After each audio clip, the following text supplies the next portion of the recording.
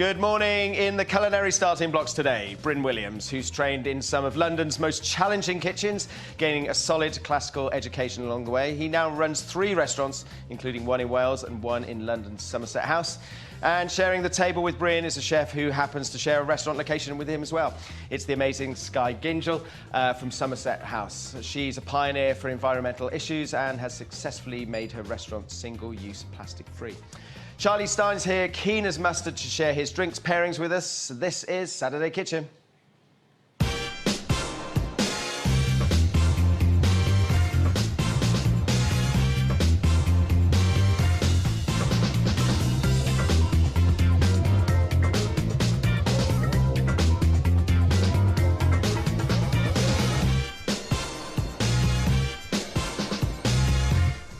And welcome to the show. Happy New Year to everyone. All good? Happy New Year.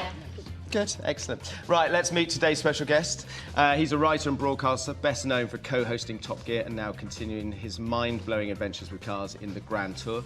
But despite claiming to have reached speeds of 259 miles an hour, his nickname is Captain Slow. So please welcome James May. Thank you. That's a very, very unfair nickname. Yes, notice how quickly I walked on. Very, very unfair. When did that happen, 259 miles? Oh, it's quite a while back. It was the Bugatti Veyron Supersport edition, which was the 1,200 horsepower. Okay, you lost me. Yeah. Oh, really? You're into your cars, I've aren't seen you? that one about 15 times. Really? Late at night, on Dave, after service. Yeah, always on Dave. Always on. Yeah. I'd love to big it up, but to be honest, to drive in a straight line on the test track at 259 miles an hour involves not touching the brakes, really. Right. That's all there is to it. Just put your foot down and go... I love that there was a quote from you once that says, well, a gentleman can, but chooses not to. Yeah, it's like playing the bagpipes and Yes, various that's other right. things. Driving fast comes in that as well, I think. Yeah. Right, let's see what's on today's menu. Bryn, what have you got for us? I'm doing a very classical fish pie. So it's been on the restaurant up in North Wales, so it's a staple. Been there for 4 years. So classic fish pie, mushrooms, peas, a nice velouté making out of the prawn shells. Smoked haddock, salmon, prawns, and then a nice, Very nice. buttery mashed potato. You were on top. making some noises there. Well, Good noises. Yeah, no, good noises. Right. Well, fish pie is one of 5 things I can make. Right. I once beat Gordon Ramsay in a fish pie making competition. Did you know that? No, I didn't know that. Not faked. Right. Not fake news. True. Pics and it did happen. I've seen it.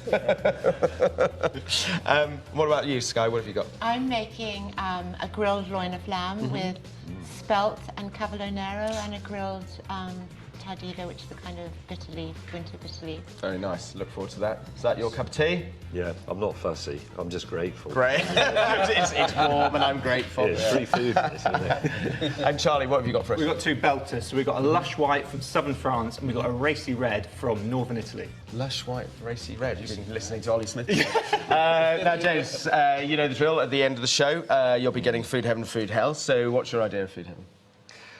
Food heaven is probably... Well, I've just spent a long time in Japan. I think it is Japanese food generally. That's the diet. That's the sort of national diet I would choose if I had to choose one for a desert. I think so, yeah. Okay. Because it's sort of simple, clean, pure, healthy, sustainable, etc., etc. Right.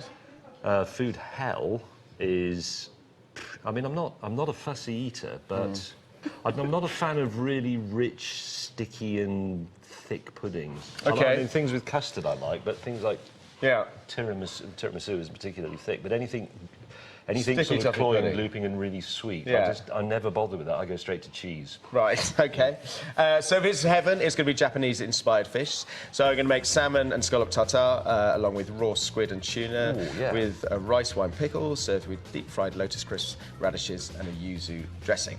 That'd be my heaven as well, if I'm honest. Really? Delicious. You're not going to let me get away with that, though, are you? There's got to be a... Well, hang on. I'll fill in the gaps in just a bit. But if James gets hell, there's going to be a whole medley of your dreaded ingredients. So I'm going to bake a butterscotch pudding with vanilla, walnuts and prunes. I'm going to serve with a luscious butter and whiskey sauce topped with ice cream infused with cinnamon. Oh, really? Yes.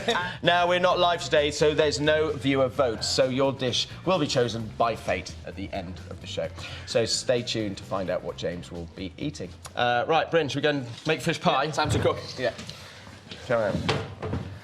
So, what's going on in this then? So, couple of things with fish pie. It can be quite a labour of love, I think, but it's about getting it all prepared before friends come around or before service, and you just stick it in the oven, have a glass of wine, and it's ready. So all the preps now. So if you can... Mushrooms, and then slowly sweat them off, no colour whatsoever. Okay. And then add the peas, just to get all the excess water. So in here we've got, to go in our fish pie, we have smoked haddock, salmon and prawns. We've shelled all the prawns. Here's all the shells. So in this pan here, what we do to make the sauce, roast the vegetables, tarragon sauce, fennel, star anise, deglass the white wine, add the prawn shells, roast them all off, cover with water, and cook for about 25-30 minutes, and you get the sweetness out the bones. Otherwise, those prawns, they're going to be ending up in the bin, right? The prawn shells. You've got to extract as much flavour as possible out of everything. I think we've got to be responsible. I think we're in an age that everything just gets used and thrown away, but real cooking, classic cooking, we use everything. I think it's so important. And what about the mushrooms in fish pie, then? Mushrooms and peas are my personal preference, if I'm honest. Right. I mean, I like a pea. If you give me a fish pie without peas, I'd say take it back. No. No. Do you get angry? Not angry, but I just go, for me... Bolshy. I just like, well, you know I can be bolshy. Yeah, I do. So I just like peas in my fish pie. And I think mushrooms gives that kind of earthiness to it as well. You know, the prawns are quite sweet, the smoked haddocks, you got all the flavours going on there. So I just like that. So to make the sauce, or to make the velouté, so we've got equal amounts of butter and flour. We're going to cook that out. So it's a classic roux. Right. And then what we're going to do is just going to ladle and add the stock to the roux. We cook it out, and then you will end up with a beautiful, quite a thick, rich sauce. We'll explain after why. So add it in. So you just incorporate a little bit of stock at a time, so you don't get any lumps in it. Yep. I'm sure if you did it, you'd put it all in and whisk it for days on end, wouldn't you, Matt? That's how you would do it. Pushes for a sieve. Yeah, that's the one, It's easy, yeah. simple. So we just bring it to the boil, and then that needs to cook the flour and the butter out. You see it come together. And you just want 3 of these yolks, 3 egg right? yolks, yeah. Okay. So we bring the sauce to the boil, and then, as they used to say in Blue Peter, here's one we made earlier. And it's important that the sauce is nice and thick. Right. So in true Blue Peter fashion, there's the sauce done. I'm just going to add a touch of cream just to richen it up. Okay. But it's important the sauce is not hot when we put the fish pie together. The reason being is the fish will start cooking in the sauce before it goes in the oven. So where is this on the menu? This is on the menu in Porteras, so it's 4 years old. And then we were lucky enough to win... That's your Welsh outpost, right? Yeah, AA Restaurants of the Year Yes, for Wales. congratulations. Thanks very much indeed. And this has been on since day one. And I think people just, you know, we do classic food, classic bistro food, and people seem to enjoy it, so it's great. OK, so if you want to pick some tarragon, place them in there. Okay. So the prawns are peeled. We'll just leave them as they are. And I think prawns always in a fish pie is always good, because it keeps the body... They don't break down. Smoked haddock, I love smoked haddock again. Anything you wouldn't put in a fish pie? I mean, it's quite easy in a restaurant, for example, to get quite decadent and put in the finest fish, isn't it? Yes, but I think what's important in a fish pie is the right fish, because what you don't want in a fish pie, when you cook the fish pie, and then, for instance, the reason we fry off the mushrooms, then we add the peas, and the reason we fry these off first is we want to lose all the excess water. Sure. So if you've got a watery fish, so you can say a bit of... Yes, please, yeah. A bit of place that's thin and it'll overcook too quickly. The water just goes into the sauce, and it ruins all the hard work that you've done. So it doesn't have to be the most expensive fish. Just picking the right fish, I think, is important. OK. Frozen peas? Frozen peas. Always? Always. Even in season? Even in season. Fish pie, keeps the colour. OK. OK. And when you have a restaurant by the sea, do people order more fish than you think they ordinarily would? They have to, because there's more fish on the menu, so yeah, so they have no choice. They've got no choice. Yeah. So we have two or three bits of meat on the menu, but it's fish. You know, if we were sat in the restaurants here, where the camera is, that's the sea. Right. So it'd be very strange to say, have 2 or 3 bits of fish on the menu when you're literally sitting on top of the sea. So I think it's important that we serve seasonal, sustainable fish all year round, and that's what we do. And that's your thing now, isn't it? It's the The kind of season... sustainability and... Yeah, I think... I don't like waste. I don't think anybody should throw anything away. Oh, we shouldn't throw things... It's just Please in. yes, please, yeah. So, egg yolks in, Yeah. a little touch of melted butter here, and a little bit of cream just so we can pipe it on. So we're going to add the mushrooms and the peas. Now, I always put the mushrooms and the peas on the bottom first. The reason being is, if for any reason you want to put this on the stove to heat up, the fish is not directly with the pan, so you put a layer of veg between the fish enamel pan. Yeah. It's like Army Navy stores. Yeah, it is, yeah. And it's important to have a nice... Is that important? But I think... No, it's not important, but... It's all glamorous, isn't it, for you? The thickness of the dish is important to me. Is that mine? Yes, in there, please. It's important because the worst thing about a fish pie for me is you get a big, thick one, you know, like 3-4 inches thick. By the time it's all hot and ready, the fish is overcooked. Yeah. And I think people tend to think, oh, just chuck anything into a fish pie and hope for the best, which it's not what cooking... Well, for me, that's not what cooking's about. It's like, how can we get the best flavour and use the best ingredients? So having the right dish, for me, it's so important. And this is the dish we use at the restaurants, and we always do a fish pie for 2. And the reason being as well, if you just do 1, by the time it's ready, it's overcooked. Right. So having a thin, larger surface area, you can control the quality of the There's something cooking. nice about having something Yeah, I on think the that table sharing to is to Yeah. share the fish pie. You do it at home, a big old fish pie, and you're sharing it between people. OK, so that's all in there. OK. Nearly there, sir. Nearly there. You're as slow as ever, Matt. Bryn, what about ketchup with your fish pie? Oh, no, will you make... Look at that beautiful sauce you made out of the prawn sugar. I've had it with ketchup before, and certain members of my family have had it with ketchup before as well. Right. Certain members. Certain members. The older generation. The older generation, yeah. Really? Say what? What's this cooked? Served tomato ketchup with the pie? Yes. No, there's certain things that are wrong in life, and I think agree, that I'm is with one. you. So we're going to... Normally, we pipe this with a nozzle, but we don't have a nozzle. So we're going to have to do a bit of old-school piping.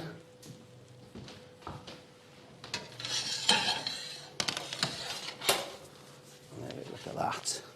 Do you remember this piping, Matt? Back in the day? I thought it'd gone. So did I until about an hour ago. Why have you decided to suddenly bring it back? So we pipe it all on. And I think what's important with a mash is a dry mash, because we have the nice sauce. The fish will seek out a bit of water. You know, the haddock is already cured, so there's not a lot of water in there. There is a bit of water that's going to come out of the salmon. That's why we have a dry mashed potato, quite a thick sauce. Okay. So when it's all finished...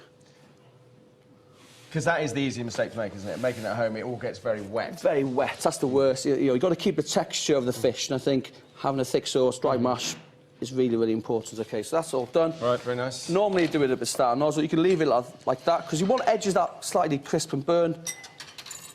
Or just... And then you mess it up. Mess it up, well, yeah. Right. But it gives you texture, lovely. OK, and that's it. Then that'll go in the oven now for half an hour, 40 minutes, until it's ready. OK. And then...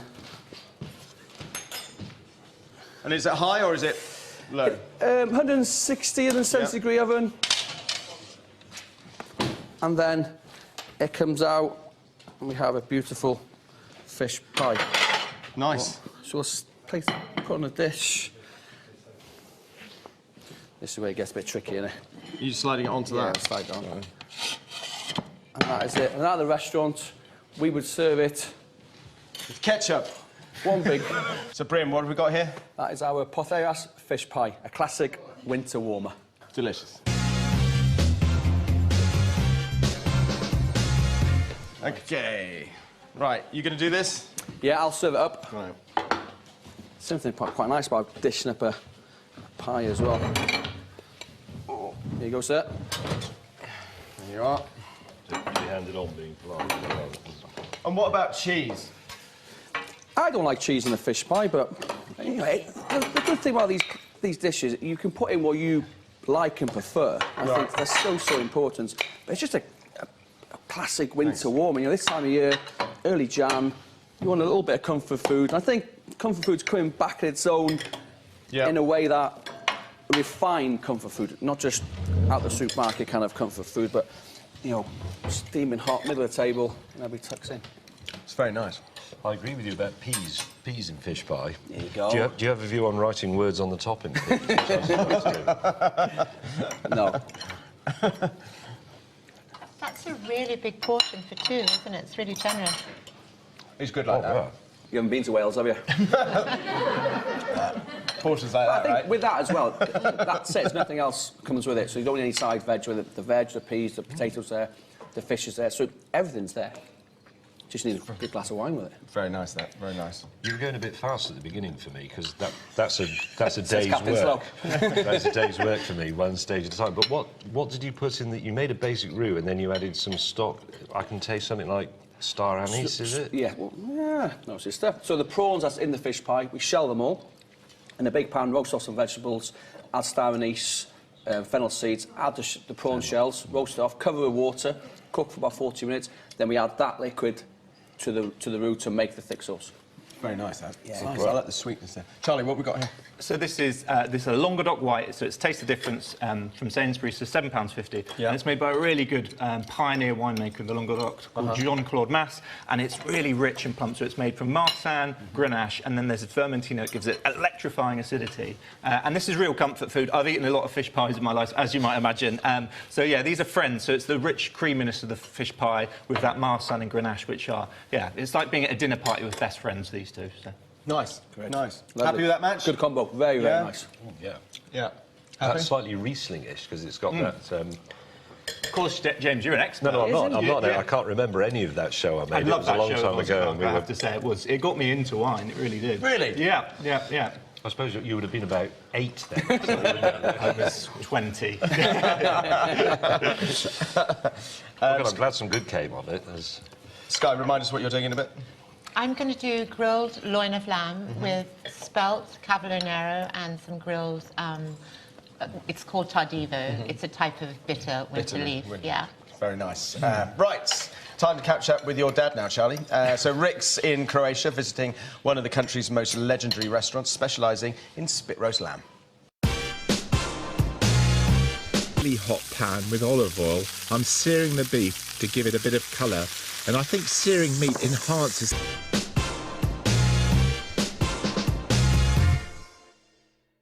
Thanks for that, Rick. So, from one hot pot to another, I'm going to do one with a shin of beef here. So this is a big old shin, as you can see.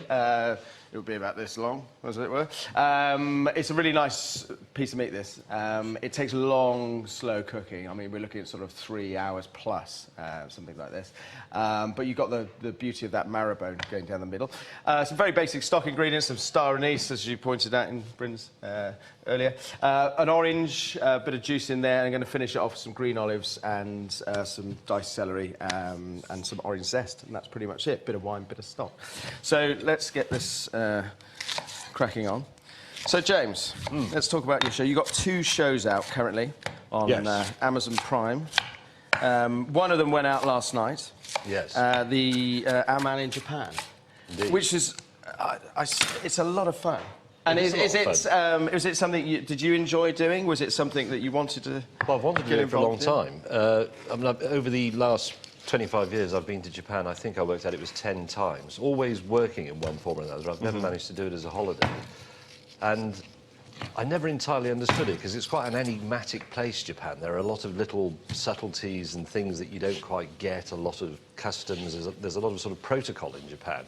So we thought, we'll do it properly and we'll go and we'll understand Japan. You know, we thought about, should we start in Tokyo? No, that's a bit too obvious. Should we be a bit left field and start in Osaka, where it's very street food, very bright, very neon and so on? Yeah.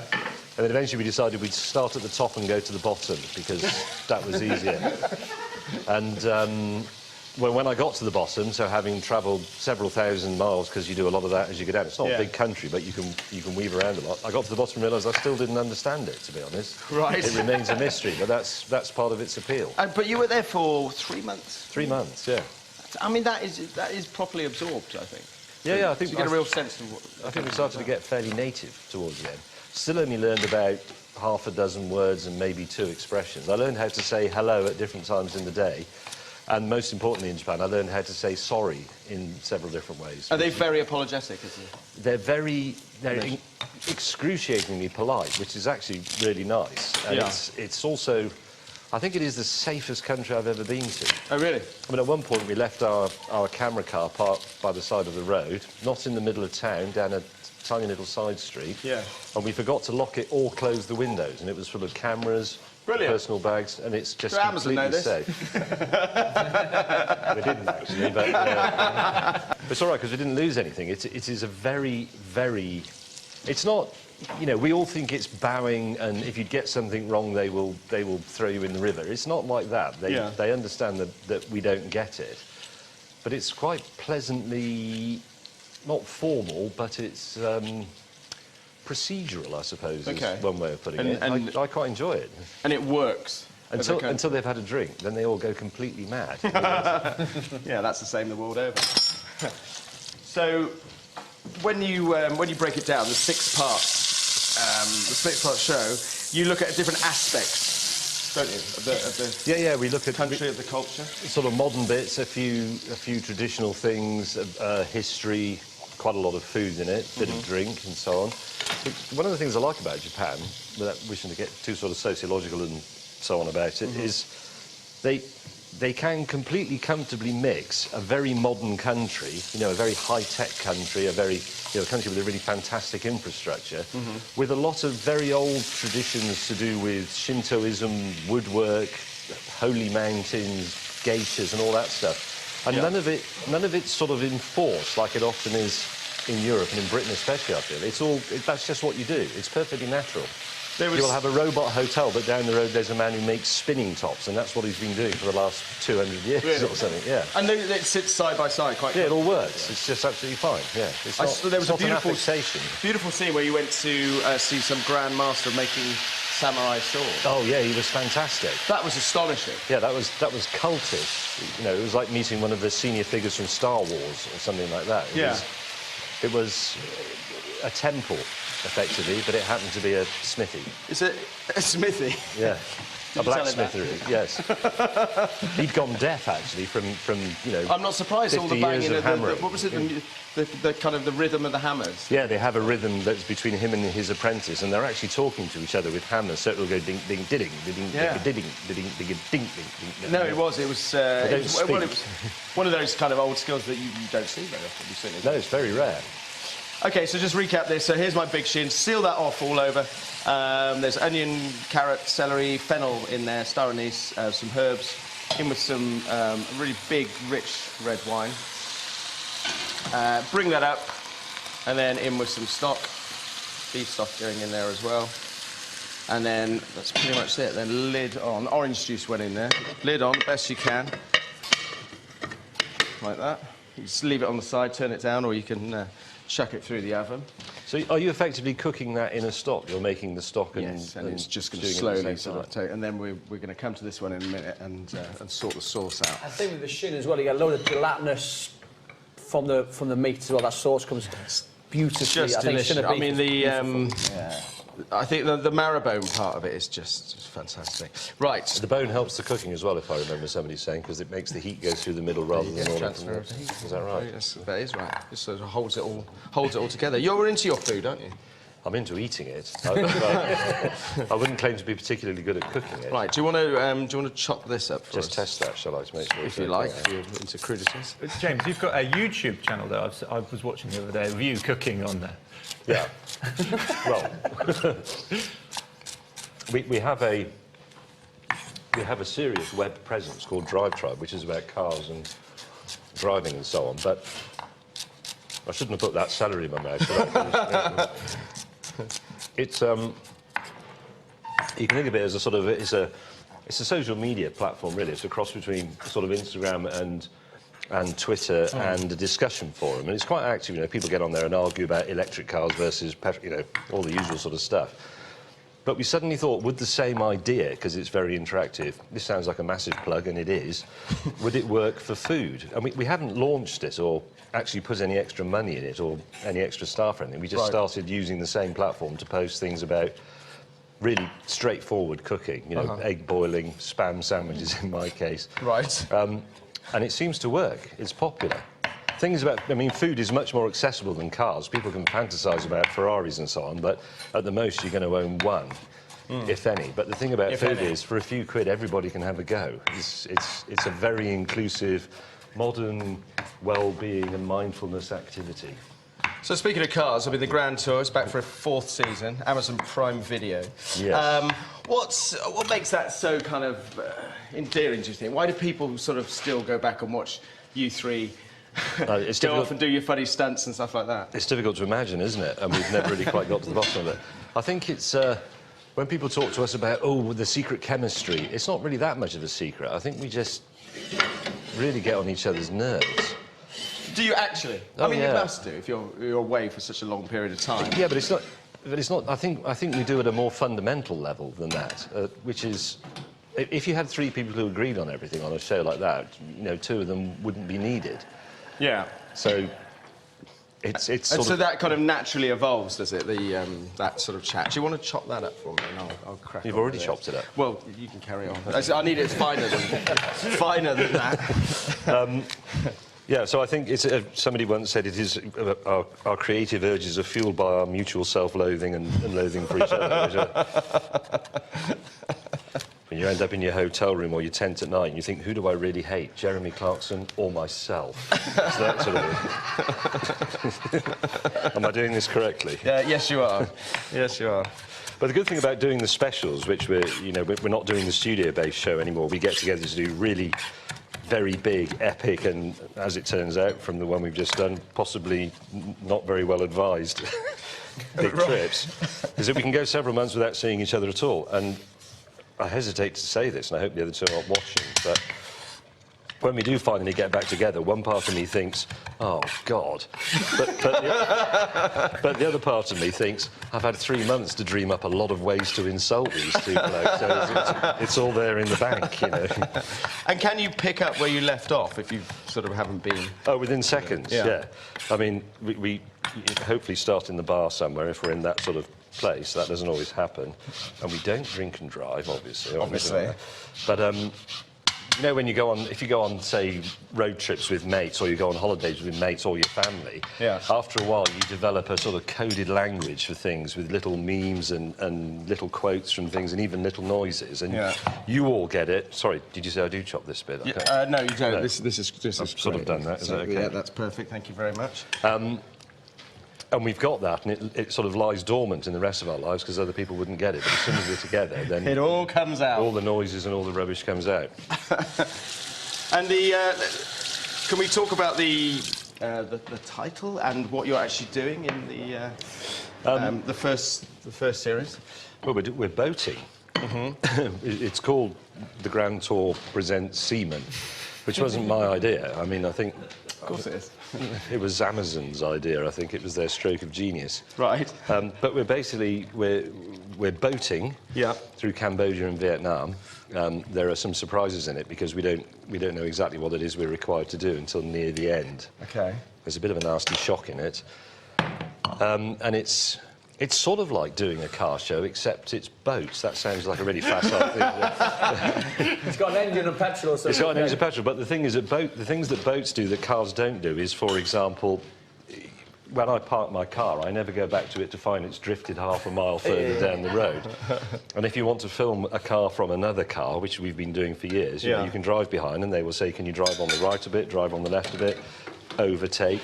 Now, those 3 instructions, do that with 2 boats, it's 2 days' work. Which is just unpredictable. So is it more fun, or...? No. That's why the show worked with cars rather than boats. Funnily enough, that was the conclusion we came to. So, what was wrong with this show? Well, we could improve it, do roughly the same thing, but how about some cars? Do I eat this Yes, now? give that a try. OK. Let me see what you think of that. So just remind me of the... Because I've been what's going babbling. on. So it's so it's a shin of beef cooked in red wine and stock, and excuse me, orange juice and herbs, and now we've got a little garnish of some chopped celery, orange and green olives, a bit of parsley, obviously. Does it matter where I start? You start wherever you like. Do I have to share this with the others? I can... No, not at all. You can do whatever you want. Cleaning up. Here we go. I've got a bit of everything. Bait of the Captain nation's on the edge of his seat here. Wow. Pressure's on, Matt. No dead air here.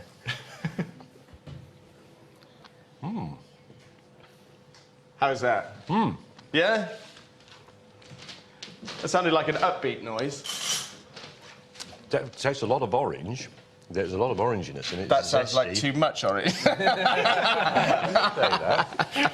I'm not a big beef eater, to be honest. Oh, brilliant. Okay. I treat it as a very, as a rare treat, but I'm getting the orange and I'm getting the celery coming through. And I can tell that jus has been made with wine. It's not just the gravy. It's pretty good. It's actually really good. Right, what will I be making? Pretty good means good. At the end of the show. Could it be his food heaven? Japanese fish. So I'll be making salmon and scallop tartar, along with raw squid and tuna, with rice wine pickles, served with deep-fried lotus crisps, radishes, and a yuzu dressing. Or will it be as hell, cinnamon and sticky puddings? So I'm going to bake a butterscotch pudding with vanilla and walnuts and prunes, and serve with a luscious butter and whiskey sauce, topped with ice cream-infused cinnamon. Heaven and hell is in the hands of fate today, so stay tuned until the end of the show to find out what James gets. Time to catch up with Keith Floyd now. He's embarking on his culinary tour around Britain, and just to let you know, no dogs were harmed in the making of this episode.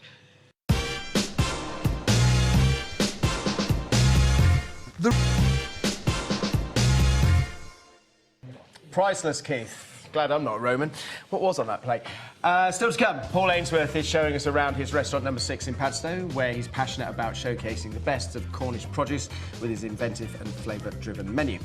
And is James on the road to hell to taste butterscotch pudding with cinnamon ice cream, or will he be really happy with his heaven of Japanese salmon and scallop tartar? His fate will be decided at the end of the show. Right, guys, should we go and do some cooking? So what are we doing here? A bit of lamb, is that right? Okay, we're going to grill a loin of lamb, and we're going to serve it with spelt, cavolo nero, and some grilled, what's known as tardivo, which kind of means late. I've seen Theo Randall cook with this. So it comes from the region around the Veneto in Venice, and it's actually grown in water, running water, and that's why it curls. Okay. But it's part of a group of family called the Chicorias. Super bitter. Bitter winter leaves. Most of the winter leaves are bitter. Yeah. Right, okay, so I'll get this on.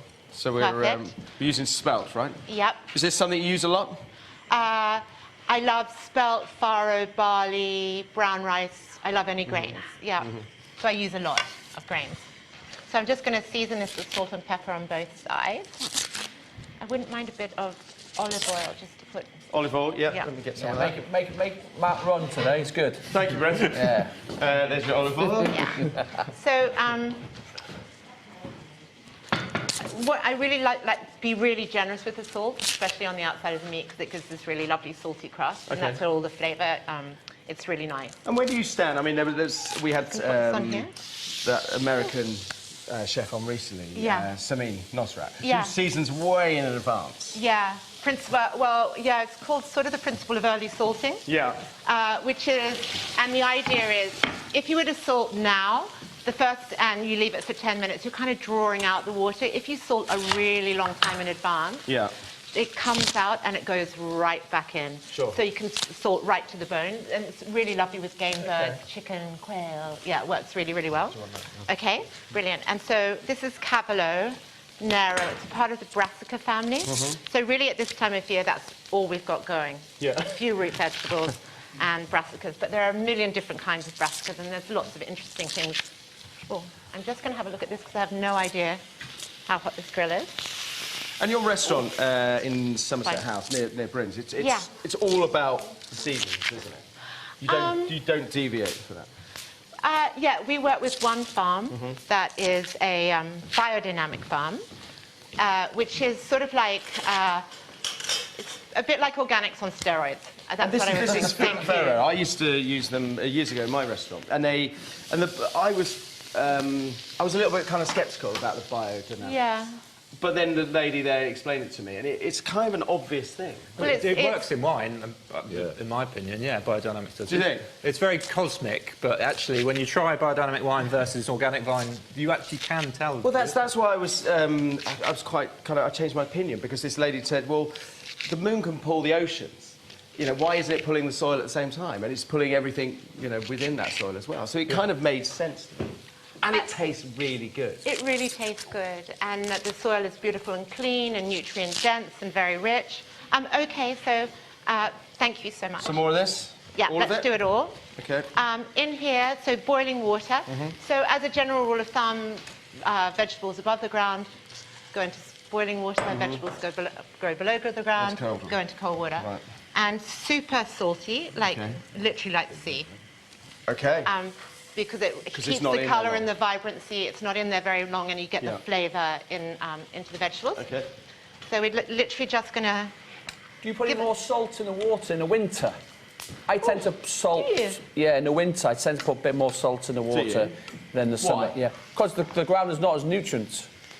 Oh, I think, because nothing grows, does it? About 3-4 degrees, nothing really grows. So I tend to put a bit more salt in the winter months, just to try and add a little bit more flavour. I think probably a lot of those green vegetables really like salt in the water too, don't they? Yeah.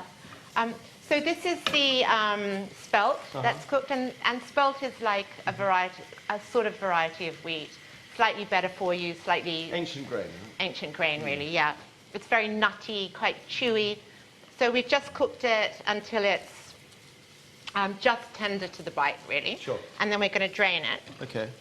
Now, we've featured your restaurant in food films that we've done in the past. Yeah, you did. Specialising or looking at the subject of plastics. Yeah. And you reduce or becoming sort of We're single-use single-use plastic free. We have been since January 2018, Is that, I mean, we're trying to do that here, and we've Yeah. noticed a few things which are really tricky, Yeah. actually. What do you find really tricky? The dairy's really difficult. Okay. Really? Well, I think one of the first things you should do, I mean, you have to talk about single-use plastic. So that's one water bottle, you know, it's not a Tupperware. Yeah. And the best thing if you've got plastic at home is to keep it in the system. So wash it, look after it, keep going, because otherwise it goes into landfill and it just doesn't break down. Yeah. I'm going to drain this. Turned, or? Yeah, give it a turn. But milk in bottles has come back into fashion. Yeah. I was in South Wales doing seeing some suppliers. And I drove into the farm. There were 2 bottles of milk at the gatepost. I was like, oh my God. I know. I even took a photo of it and put it on Instagram. I couldn't believe it. Our local milkman, since the Attenborough show came out, the sales of glass, the old traditional glass bottles, have gone through the roof. Because they say one bottle gets used 7 times, doesn't it, in milk productions? One bottle of milk will get used 7 times in production before it gets chipped or broken and then recycled again, apparently, But it's glass, and then you can... Yeah. It's completely recycling. Yeah. As long as you've got So Right, sorry. No, that's okay. Banging on about milk bottles. I've drained the spelt, and while it's warm, I'm going to dress it, because it really sucks in the flavour when it's hot. So I'm going to be quite generous with a bit of olive oil and a tiny bit of red wine vinegar. I'm going to put a tiny bit of salt in, but not too much, because we've seasoned the water so well. Do you want to just check that? Yeah. See if you think that's good?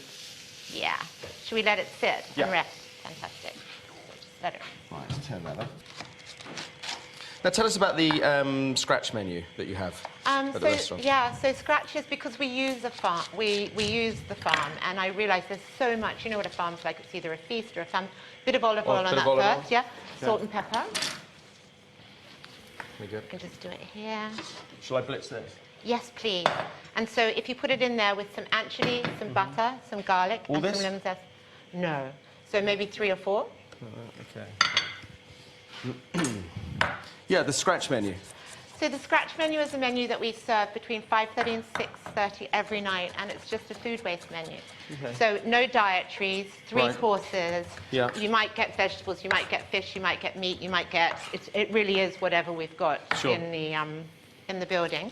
And it has reduced our waste down by about 30%. Wow. Yeah, so it's been, and it's also reduced the waste on the farm. So, which has been amazing, because a lot of things we couldn't take. So we take seconds from Jane as well, which has been really fantastic. Yeah, and people really like it. It's been so, I've been so amazed and actually warmed by how many people really enjoy coming, and they. Well, I mean, it's presumably that's changing all the time. If you trust a restaurant, it's an inventive way to eat there. Do you know what's really amazing is I always say I'm quite controlling and I write the menu myself. I hand the menu over to the young chefs. I don't do the scratch menu. Right. So at 4 o'clock at the end of like lunch service and when we're cleaning down and getting ready for the evening, we have a little shelf downstairs that's literally like ready, steady, cook. Right. There might be some fish trim, there might be some, you know, like some carrot peelings, there could be anything. And they sort that out? They put it together. That's great. Yeah. Is it a set price? It's £20. Wow. Yeah. It's very good. So, Sky, what else is going in here? Bit of lemon. Butter. All that butter? Not quite all that butter. Okay. But nearly all of the butter, yeah. Okay. Yep. That. We can do a little tiny glug of olive oil. Squeeze of lemon? Squeeze of lemon and some parmesan. Parmesan. But it's important we all get responsible about food waste, plastic. It's looking backwards to go forward, isn't it, really? You know, the old days, they didn't have a choice. They ate everything. You know, I would say that the beef, for instance, people complain about the carbon footprints, but if we eat the entire animal, that means you can produce less beef. But people tend to eat fillet steak, and that's it. So it's going back to the old days of eating everything. You need to eat more offal. Yeah. Consume more of things. Yeah. I agree with that. I'm also amazed by people in the modern world going on about how not wasting food is a radical idea, but I've always thought, you know, I probably got it from my grandparents. Yeah. You don't leave food, and if you do, you use it in something else. Yeah, 100%. Yeah, it shouldn't be something. Shouldn't throw it away. No, shouldn't throw it away. Yeah. Okay. Can I take a little plate here to put the radicchio or no? Should I Just to rest, is it? I'm just going to rest it and dress it a little bit. Sky, I know in our restaurant, Sky, we've been looking at reducing plastic and single-use plastic, but cling film's a big one, and I know that I'd heard that you'd used 800 miles of cling film. Is that correct? Yeah, we calculated how much cling film we bought a year, and we translated it into miles, and it worked out at 800 miles. Wow. Which is pretty well the length of Great Britain. But I think I mean, that's so much for one restaurant, but not only that, if there's 15,000 food and beverage outlets in London, and each of them are doing the same as us, that's 12.5 million miles of cling film from one city in one country in the world.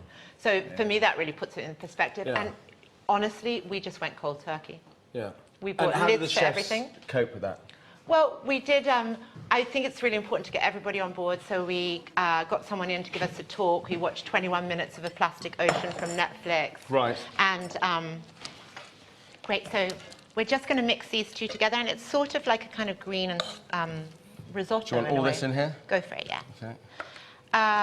And then we nominated ambassadors in all the areas, and we decided what we could do together. So we did it really as a team. Just going to. Can I ask someone as the amateur? Yeah. You want to take? Is that So how? Yeah, 3/4. Like that? Stop. Yeah. Yeah. Perfect. Take that. the thing you made in the incredibly quiet food processor? Because I've got the same one, and mine makes a terrible racket. But that's almost a pesto, isn't it? But without the pine nuts. Is that fair or? Yeah, it's just a sort of. You can say no. It's all right. No. Okay, thank you. But it's a sort of green puree, and I think it's just it's a really you have to find lots of ways of using all the brassicas in winter, and I love anchovy. It gives a kind of really saltiness. Okay, shall I plate? Yes, please. Yeah. Okay. Do you need anything else on here? So chili and the Pedro Jimenez? Yeah. I put the Pedro Jimenez forgot that on. there was I've done it all, I anchovies think. in I there. just need to. I might put a bit of dry chili on there. That's really nice. Plate on here? Yeah. And can I carve the meat on here? Yes. Yeah, I can. Yeah. Would you like to carve it? Yeah, sure. On the angle? On the angle? Like just 3 slices would be really good. So thick? A little thicker.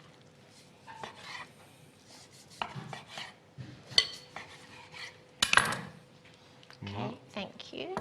And then we can just arrange that like that.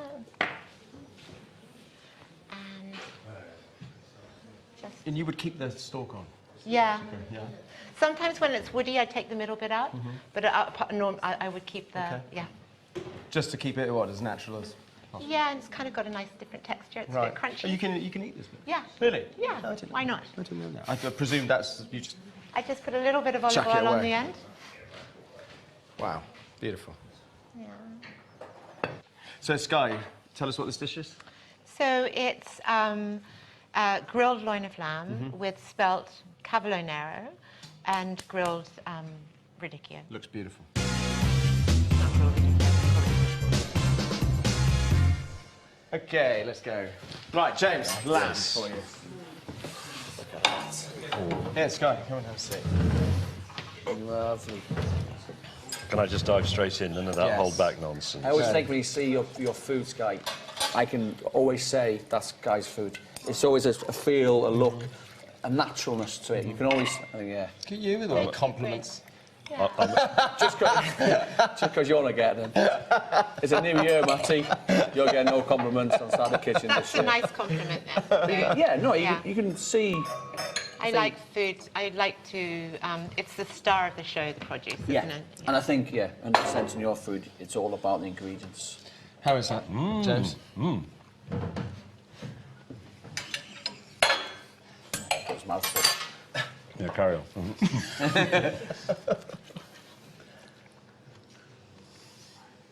What I can really taste in that is the bitterness, I think, comes from the outside of the leaf there, doesn't it? It has a sort of charred flavour, but also the anchovy comes through really strongly. Yeah. Do you like anchovy? Yeah, I love them. Yeah. I put them in all sorts of things. On It's my a real cornflakes. Marmite, though, isn't it? People either love anchovy Yeah. or they get terrified of it. But it's a really good seasoner. It's an That's really amazing good, way of yeah. salting things down. But that bitter leaf, it's not that bitter when you cook it. When it's raw, it's a little bit more bitter. When you cook, it's beautiful. Really nice. I hesitate to reveal this about myself because I haven't done very well at this so far. Uh-oh, But TV. if I make a really basic old-fashioned carbonara, I make it either with bits of bacon or with mushrooms sometimes, but I always chop up an anchovy and put it in the pan when I'm cooking the mushroom. And it actually gives it a sort of, Umami. Yeah. makes it taste almost slightly off, but I like it. Thanks. Try Charlie, it. what have we got? So we are in Italy. This is Barbera d'Asti, so it's from Piemonte. Great variety is Barbera, and it's from the town of Asti. If you've ever been to Piemonte, it's one of the most beautiful regions in the world. It's where you get white truffles. It's stunning. And the problem ingredient in here that you want to, the problem with wine matching is this sort of bitterness that you get from the Tardivo. And so tannin, which you get in red wine, and bitterness, they're not friends. They gang up together, so you want a wine that's got low tannin. So this Barbera is low tannin, plenty of acidity to cut through any fat, and it's just a lovely glass of wine. I love this Italian. How much was this? So this is £9.49. That's a good combination of wine and food. Lovely. No, it's very cutting, isn't it? Yeah, very good. I agree with you about tannins. I think tannins spoil a lot of wine because it makes it feel like somebody's sort of put some sawdust in your mouth. Or And Gravel will it something. lose that when you've opened it? If You lose the tannin? No, it won't lose the tannin. Yes. Right, Nigel Slater's up now, and he's cooking sea bass with an Indonesian chef who believes that flavours come in pairs. Take a look.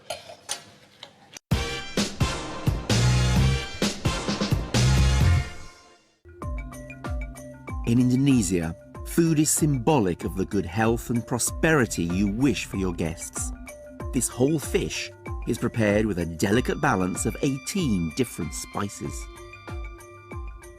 So we're talking about the right amount of spice for the right fish, but I mean, how much is the right amount? Right. That's what I learned from my moms. We never use a teaspoon. We never use tablespoon. We just use pins. Just use your heart. Pins. This, pins that. It's depend on you. Depend on me. That's when I'm cooking. And who you're yeah. cooking for, who you're Yeah. sharing your meal with. Of course. I love spice pastes. Yeah. So you can start with that. Yeah, I will start.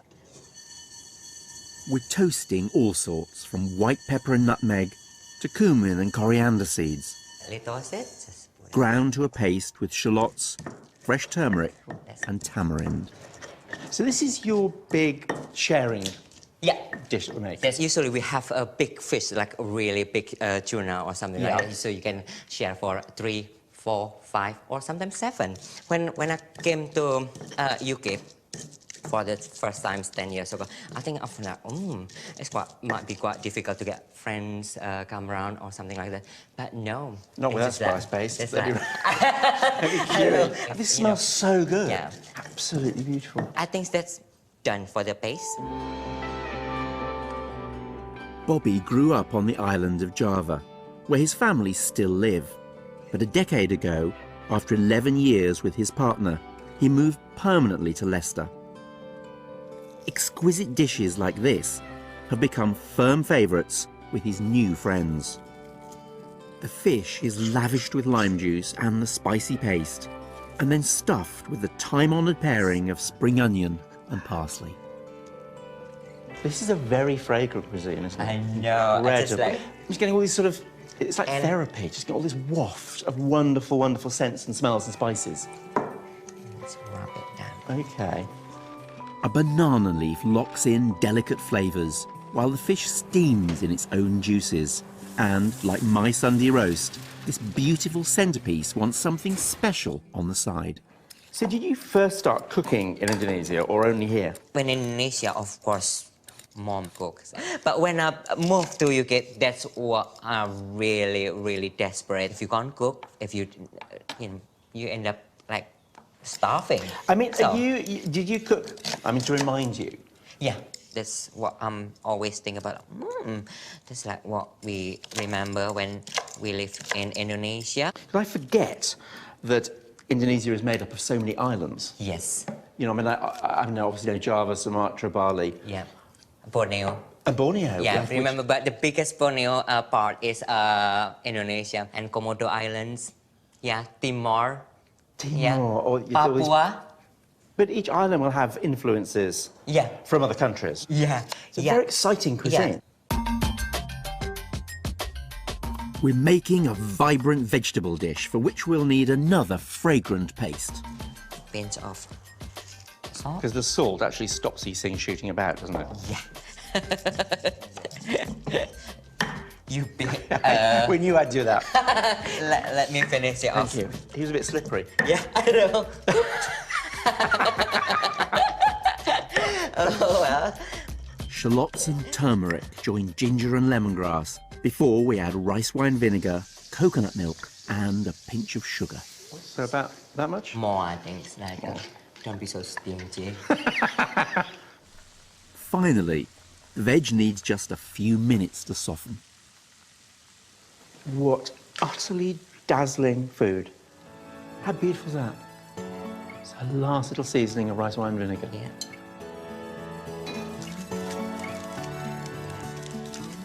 Hello, sweetheart. You look fantastic. I love you. Bobby's sea bass is stunning, and I can see it means a lot to him to share it.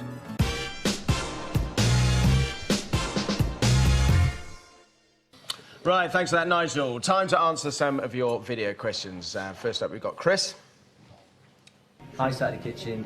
I'd love a recipe to use at leftover Stilton from Christmas, please.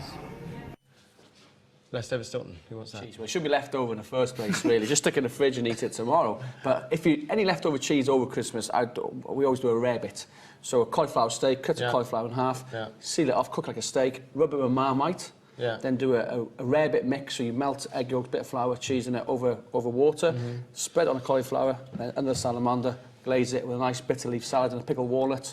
So just use all the leftover Pickled cheese. walnuts. Pickled walnut. Nice. What would you drink with that? Well, blue cheese, pickled walnuts, and if there's any leftover pork from Christmas, I'd have a glass of port with it. Yeah, quite right. Quite right. Right, next up, we've got Kelly. Hey guys, so I am taking part in Veganuary this year and I would love a recipe for me and my family to enjoy, bearing in mind I've got two very fussy little boys. Thank you. Linda from EastEnders there. Big EastEnders fans around the table. Who's going to answer that one? Well, we do something very similar for vegetarian and for vegan in the restaurant. So the wheat that you did today, we toast it off, cook like a risotto, and add loads of vegetables into it. So pestos, you obviously you can put the pesto in there. I just think for vegan, keep it nice and fresh. So risotto with pearl barley, any leftover vegetables, make a puree, mix it in, off you go. And try and keep it seasonal and local as well. So using vegetables that are in season now, and they're beautiful, all the parsnips, carrots, all the root vegetables, sprouts, and the brassicas. Sure. Very nice. It gets slightly boring around March, though, I always think. I never know what to do with myself in March. Spring takes a long time for produce to Chinese come through. restaurants. Yeah. That's all they're now, over the last few weeks, we've been going behind the scenes at the restaurants of some of our favourite Saturday Kitchen chefs to show you what makes them tick.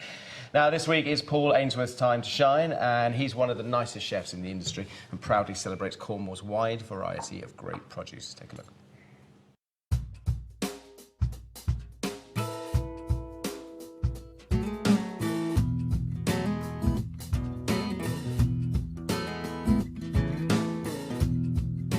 My style of food ultimately is food I just want to eat. It's the food I love to cook, it's the food I want to eat, and above all, it has to be flavour driven. All about the ingredient, and it just has to taste absolutely stunning. And nothing on the plate is ever there for decoration. Everything is there for a reason, and if you're going to put it on the plate, it has to taste amazing. Because if it doesn't, then what's the point of it being there? Paul's style of food is very, very produce-led. I mean, it's not technique over quality, do you know what I mean? We let a lot of produce do the talking. That's taken a long time to hone that style, but it's something we work very, very hard on to achieve. The way I look at it, if you're gonna make the most amazing dish, then the raw material has to be incredible to start with. It'd be like a carpenter making a beautiful cabinet with really, really poor timbers and poor materials. The end product's not going to be very good, and it's no different in our game. Now, living here in Cornwall, I'm extremely lucky that we have this incredible larder, this incredible bounty of ingredients, and my aim is to show you that when you come to Cornwall, that this is what we've got here. Paul's passion for local produce is brilliant, and he sees me walking through the street. I might not even be going to his restaurant, and I might be carrying a bunch of baby leeks that he hasn't got on his menu, and he would sort of stop me and say, Ross, you know, when can I get these in? And then I'll take them into his restaurant the next day. He'll ask me, what should he be using this year? Which is a great question for a chef to ask. A chef shouldn't be telling the grower exactly what they want. They should be saying, what's best right now? What are you going to be growing that other people won't have this year? And kind of come up with a dish around that ingredient. We'll make the most of these. We'll do these as a side order. Yeah. Just simply cooked. Maybe some lovely English truffle over the top, and just celebrating those carrots. Yeah. Yeah, get some. Let's get start some with into these. Chris. Yeah.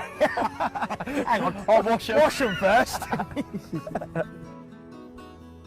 It's really important for Paul to use the local produce, because if something's grown out here in a real natural environment, it will taste better. Something that's grown under a massive controlled environment, something that's never struggled to grow, will not taste as good as something that has struggled slightly. And so the fact that it's dug up here in the morning, driven 1 mile into his restaurant the same day, the ingredient basically will speak for itself. What I love about Ross is the same drive behind being a chef he's put into growing vegetables, flowers, herbs, everything, and he's ultimately given us something in Padstow that we never had. We are, if you like, the middle part of the whole sort of chain of it, and it all starts with, you know, the farmer, the person that is producing this amazing product. I'm trying to get the best ingredients I can get my hands on, get the most flavour from them, and blow your mind. I'm a big believer that you must always find inspiration. You must always surround yourself with people, not just being inspired by walking on a farm or, you know, going to see some oysters or some fish or some meat. You should be inspired everywhere, and I take huge inspiration from people, and not necessarily chefs, from football managers to sort of incredible businessmen. I enjoy being inspired. I feel that I'm sort of constantly thirsty for inspiration every single day, looking at every sort of angle to get it.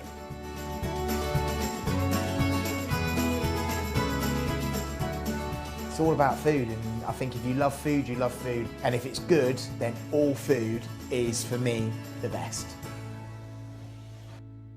And Charlie, the carrot man there was that's your mate, That's Ross right? Geach, yeah, he's a good friend of mine. So he was a chef for us for a long time. Oh, really? And we get all of our veg from him. And yeah, he's a top bloke and a great grower as well. Yeah. Have you been to Paul's? I've been to Paul's a few times, yeah. Paul is an amazing chef, and it's great to have a style of food like that in Padstow. It's been brilliant for Padstow and the area. Yeah. It brings people into Padstow, and and the food's stunning. Yeah. Have you guys been down there? I haven't been up. I do like the fact that he's so close to the ingredients. Yeah. You know, I've been looking at to do the same thing up in North Wales, growing our own fruit and veg and cattle on the field. You get to understand how nature works and how you get the best from the land. The thing as a chef's connection, understanding of the land. Sure. That's one of the most important things. That foundation to take into the kitchen. And do you find that, Sky, with your chefs in the kitchen? Do they have better appreciation of where their food is coming from through the back door, as it were, rather than being all kind of wrapped up in plastic. And... Yeah, definitely, and I think you really can taste the difference in food grown in good, clean soil. It's completely different, and I think it does become addictive. And it's really nice to hear him talking so passionately about... And the butchers farmers, they're the heroes of our food chain. Yeah. Without them, we can't do anything. And I don't think they get enough of the recognition in this country at the moment about without them, we can't do what we do. No. And the knowledge from family to generation in North Wales, in Cornwall, Devon, Scotland, without them, what have we got? We have no food. Absolutely right.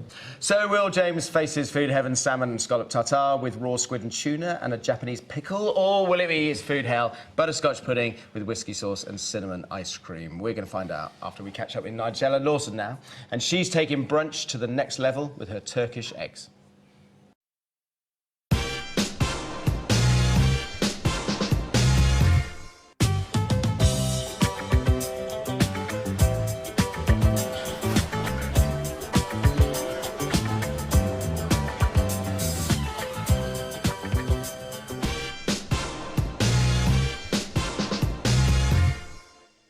Thanks, Nigella. Time to find out whether James is getting his food heaven or food hell. So this is your idea of food heaven, kind of Japanese food, raw fish, things like that. This is your idea of food hell, sticky tough pudding, just heavy pudding, cinnamon. You don't like cinnamon for some reason. That's a bit odd.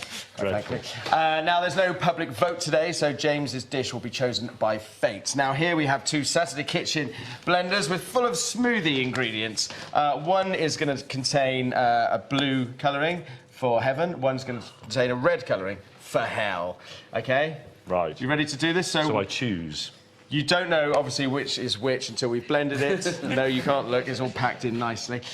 So which one are you going to go for? They do look exactly the same. Yeah, well, that was the point. So you've thought of this. Thanks. So it's colouring that's going to make it do it. So blue is good. Don't try and think this through. There's nothing you can do. It's literally a game of chance. No, but I'm trying to get myself into your mind and think which way round would you put them. You'd have put the blue one here. Why? I just know you would. OK. You want to go for that one? Or do I use gaming tech? No, OK, I'm going to do it. Ready?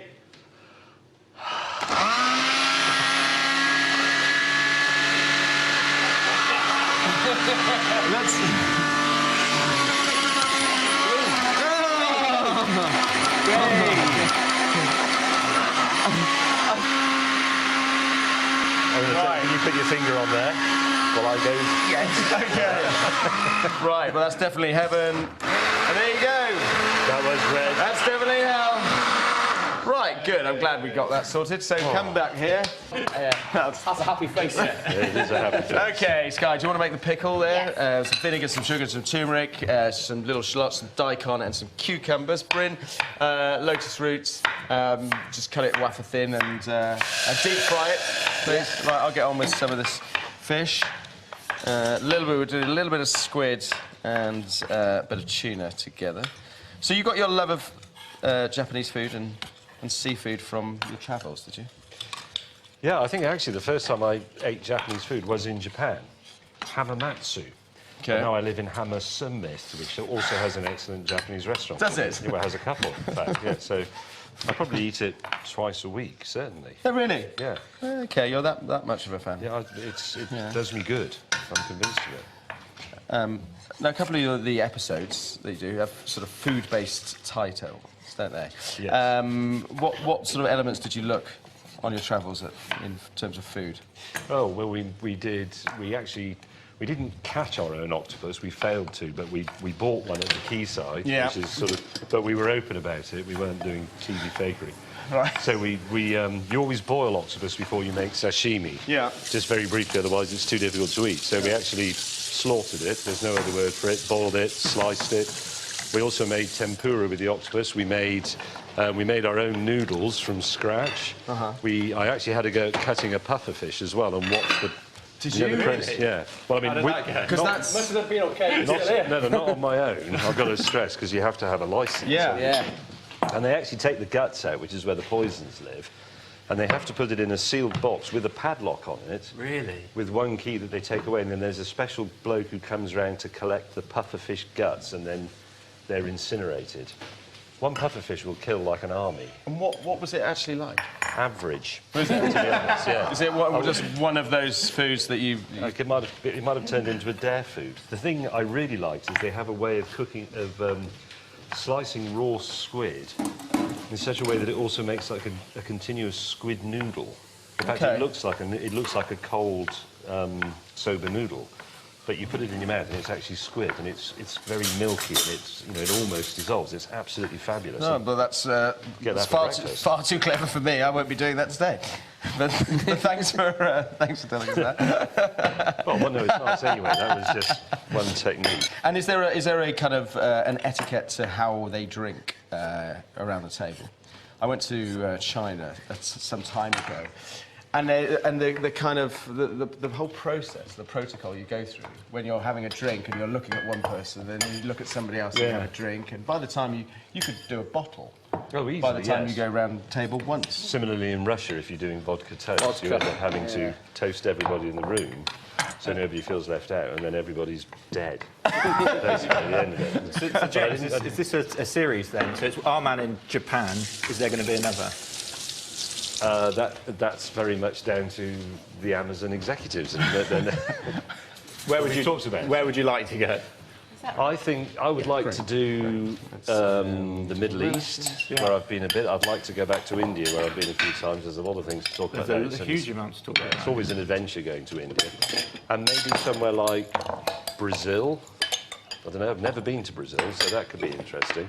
Because I don't really know what I'm doing, to a large extent, it doesn't really matter where I go. We can turn it into a farce anyway. I love the idea of those little tables. You walk down a sort of side street, and there was one room with one guy cooking, and you were all very... Is that what it was called? Yeah.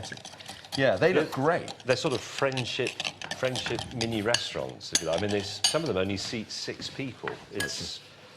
If you imagine you were here and it was your restaurant, there'd be a seat there, a couple there, and a couple there. And you can just go in and join the people who are already in there, and it's very intimate, very smoky, because they're often sort of grilling things and so on. Yeah. You have a beer or a sake and cook whatever chef is doing that day, and then you just have a bit of a laugh. And it's very nice if you're there on your own. I wasn't really on my own, obviously, because I had a film crew, but I left them outside. It was rather a nice moment. And do you get on very well with the crew? Yeah, you have to with a thing like that, to be honest, because we were there for 3 months. Excuse me, I'm salivating slightly watching you do that. Yeah, we were there for 3 months, and they're all people I've worked with before, so we understood each other. Let's put it that way. We have a big love of food, don't you? You know your stuff about food. Not really. Well, you might not.